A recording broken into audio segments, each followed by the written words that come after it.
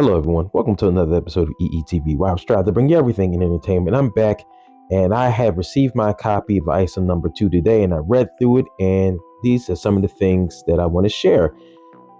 You will see, as here in the video, you see it comes with Isom number 2, and here's the bookmark that also came with it that was free with purchase of Isom number 2.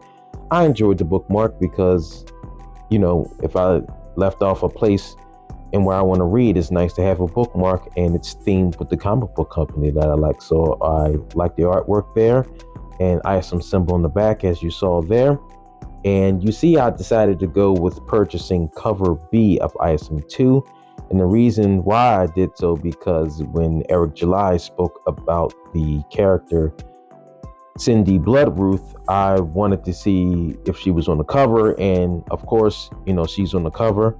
So I decided to go with cover B, and I quite enjoyed the paperwork. The artwork on this is fantastic. I enjoyed the dialogue, and everything was great about this issue. You see me taking it here out of the cover, and there's the bag and the board that I'm taking it out of, and everything looks great. The cover looks nice and glossy. The paper feels good in your hand. The cover feels good. It doesn't look, everything's just really nice and sturdy and thick. And I like that with my graphic novels. I like them thick, and that the paper is made out of a quality material. So I appreciate that from Eric July. And you see me at the first page there, and you get to see a nice little message that was written about Isom number 2 and how he appreciates the fans, Eric July. I won't spoil that for you. I'll let you read that when you purchase your own copy, if you already have a copy, when you receive it, of Isom number 2. But I thought that was a nice addition there. And then, of course, you see me flipping the page, and those are the first few panels. And of course, what you see there, you see Altoona Silman, which is Avery's sister. And I'm not going to go too far into that. This is a spoiler-free review. I'm only going to get into certain aspects in this video because I don't want to spoil it. It's best if you read the issue yourself. So I'm going to flip it over to the back here, and you see another message from Eric July about what's going on in the ill-advised arc. I will let you know this, and this is the only thing that I'm going to tell you about the comic book before, only in this spoiler-free review. This is the second book in the ill-advised arc. There's going to be one more book, Isom number 3, in the ill-advised arc, and it's going to wrap up the ill-advised arc in book number 3. So I'm looking forward to that. But that's all I'll mention about that, because I don't want to spoil anything for you. What I have to say, the story was good. I'm still interested to see what was going on. There is a lot of dialogue in this, and I know a lot of people will be like, oh, here we go with the dialogue.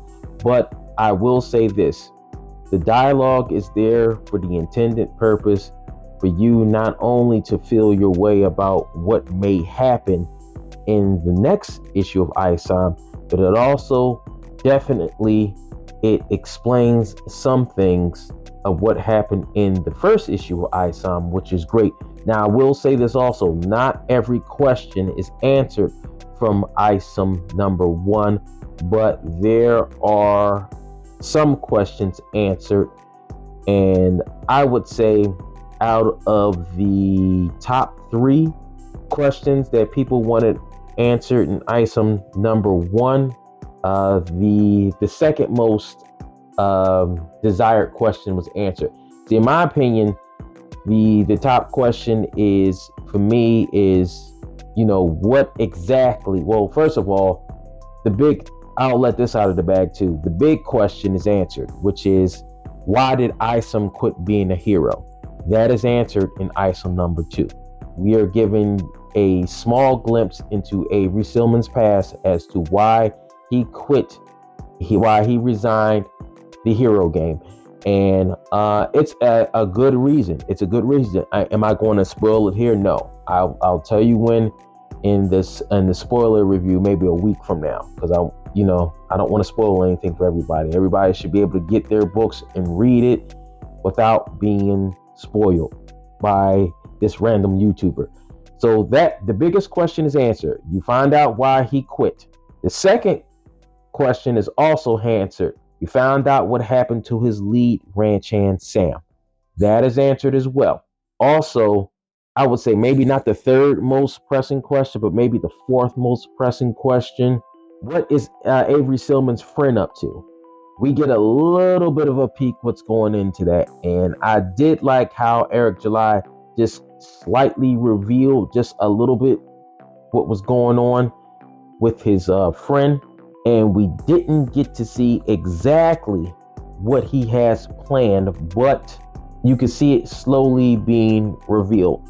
Now, also, I know some people might have a problem with the pacing, but I like the pacing. The pacing started off slow and it kept steady, and then it ramped it up. Not too much, but it went slightly faster. And I can see why he did that, just to give you the sense of you taking this journey with Isom.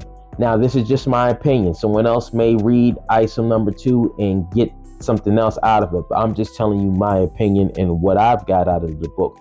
What I've got out of this book is when the pacing did ramp up, it was like you were in the battle right along with Avery Silman. And I know you say like other comic books have done that, but no, this is, I think what Eric July did here was to make you feel that you're not just having a voyeur's view into Avery Silman's life, but it almost feels like you're actually fighting alongside with him. That's what I got out of it. That, when the action ramps up, that you felt like you're fighting right alongside with Isom, and I appreciate that. There is a couple of elements that happen in Isom that you didn't think that was going to happen, and the only clue I'll give you on that is if you purchase cover B like I did, you saw what was on cover B. You get an answer to what you saw on cover B, and I'll just leave it like that. You'll be able to connect the dots and just leave it there.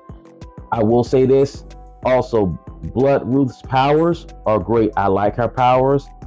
I'm going to read the book at least 2 or 3 more times so I can get a gist and do a breakdown video of her powers. But I like, what she stands for. I like her powers.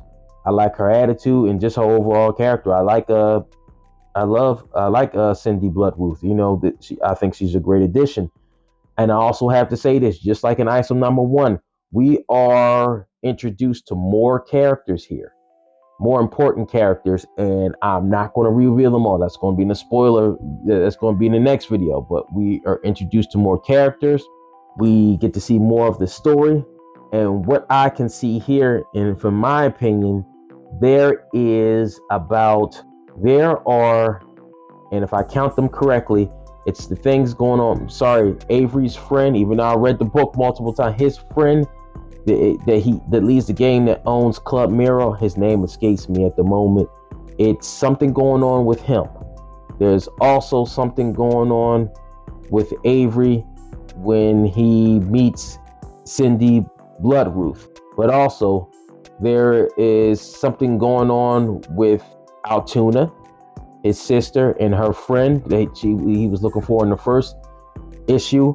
And also there is something going on at the end of the book that seems that like it might branch into something else as well. And if I recall the rest of the story, there's one more thing with the Alpha Core too that's going on, that's introduced in Isom number 2. So you got right there 4. You got 4 different things that's going to branch off into something else.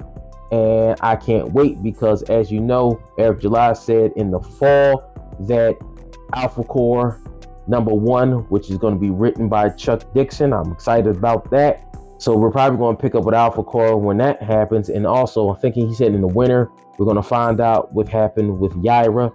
So I'm looking forward to everything. Like I said, this story makes you want to know more and to get excited not only about Isom number 3, but get excited about Alpha Core number 1 and Yaira number 1 too.